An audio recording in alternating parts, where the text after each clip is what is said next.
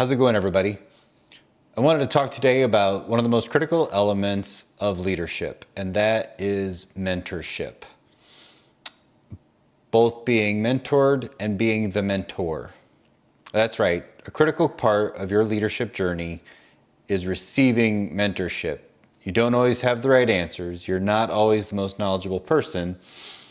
And my personal experience tells me you cannot be an effective leader if you cannot also be an effective follower. So being mentored is very important. Having said all that, today I'm going to focus on being the mentor. More specifically, how you set the conditions for a mentoring relationship to be successful. Let's start with an important distinction here. One that not everyone will agree with me, and that's okay. Each person sort of lives by their own set of definitions to a certain extent. But I'm making a distinction because it affects how you're going to plan to be a mentor. And that distinction is between mentoring and coaching. For me, a coaching relationship is simply more broad and less focused than a mentoring relationship. Somebody who's coming to you for coaching is looking at much more from the breadth of your experience and knowledge. Somebody who's looking for mentorship is looking to deal with something much more finite, a very specific problem or challenge, or just something that they want to learn where they lack knowledge. So both of those are important, and they are equally valuable. But today we're going to focus on mentoring, and we'll explore coaching another time. So when you first start a mentoring relationship, and that's what I mean by setting the conditions, it's likely that you are asked somebody who's trying to accomplish something that you have already accomplished. Not always, but that's probably the most common scenario. So because of this, you're going to want to have an intake conversation, and I think you should plan about an hour for this conversation. What do I mean by intake? That is understanding what each person, mentor and mentee, is going to get out of the relationship, and how you're going to know when that has been successful and when you're done, for lack of a better way to say that. So I would plan for about an hour to an hour and a quarter for this conversation. It might turn out to be less, but if you're laying out time blocks, that's where I would start. And what I would do for that is I would start with the first 15 minutes or so simply being about getting to know each other better. This is really about establishing a rapport that is the seed or the seedling for a trusting relationship that you are going to need to develop over time for the mentoring to take, if you will, or for your mentee to achieve the ends that they sought by coming into the relationship. So each situation is a little bit different, and each mentee and mentor start from a different place. So there is some variability to the intake conversation, but what I personally do, and what I would recommend other people do, is put together a set of conversational questions that are not too intrusive, but will expose you to the real person to whom you are speaking or mentoring. And what I mean by that is, people tend to wear social masks, and they will, if this person is somebody you met at work, or this is a work type mentorship, they might want to wear their work mask.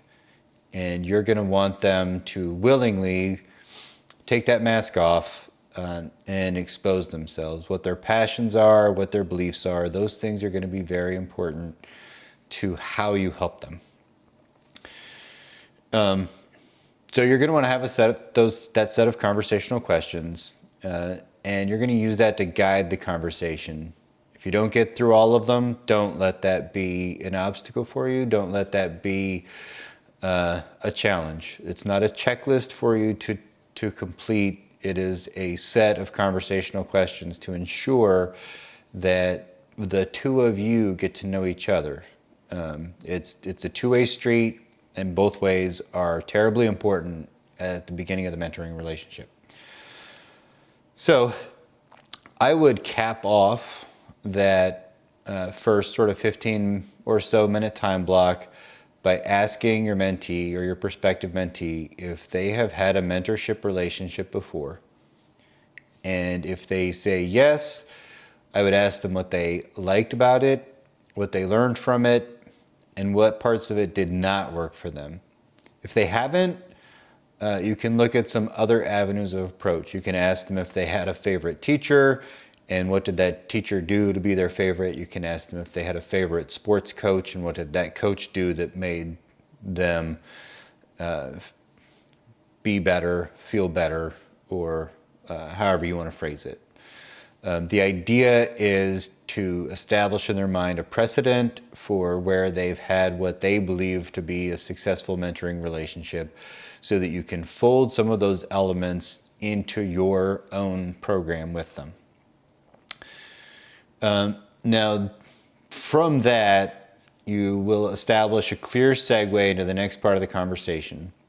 And that next part of the conversation is really the meat of the intake discussion. This next time block is about establishing goals and intentions. Now, these are the goals and intentions for your mentee. These are the reasons they sought out a mentoring relationship and what they hope to achieve by having it. So, very important for you as the mentor to continue this conversation until you have achieved or gotten to a place where your mentee is speaking to you in terms of achievable outcomes. Now, one of the most critical aspects of establishing or maintaining that trusting relationship that I talked about under rapport is if some of those outcomes are out of your personal reach or out of your personal experience, you just need to be honest and open with your mentee and identify that.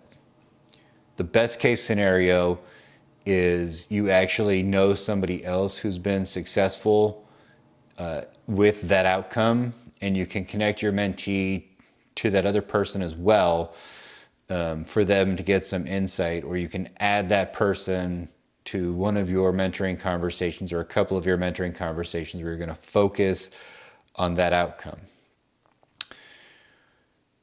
Now, as I said, this part is the most important part of the conversation. Take the time it needs. As I said at the beginning, I would set aside an hour to an hour and a quarter for this whole conversation. And I said your initial rapport building would be about 15 minutes. So that gives you most of the balance of that hour to hour and a quarter to focus on these outcomes. What you want to do is get to a point where you have some detailed goals for the mentorship relationship, and you have some intentions for the direction that your mentee wants to take, not just in the relationship, but in life, what they want to do with what they gain from this mentorship experience. And you're going to want to write those down, and you're going to want to agree to them. And there's going to be some refinement over time. Let that happen organically.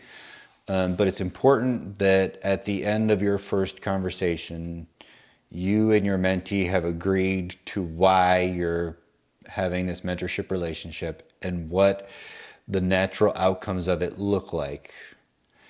Now, that's going to take the bulk of your conversation, as I said. You can use up to the balance of your time. But I caution you greatly that there are two things you have to do before ending the meeting. This may have come up in the conversation of goals and intentions, but likely it did not, and it's critical that you don't end the discussion without doing the two things. Number one, make sure that you agree to next steps. That includes the next time you're going to meet. Very important to get that scheduled before you end the conversation. Now, one or both of you might need to reschedule later, and that's perfectly fine. but don't end the meeting without your mentee having the comfort of knowing when they're going to talk to you again.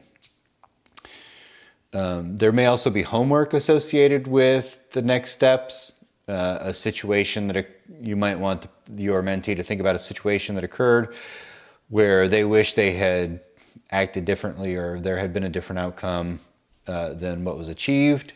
It could have been a very successful outcome that they had and they had just wished it was smoother, more efficient, more effective. Or it could be something that went badly where they made a decision they wish they had made differently.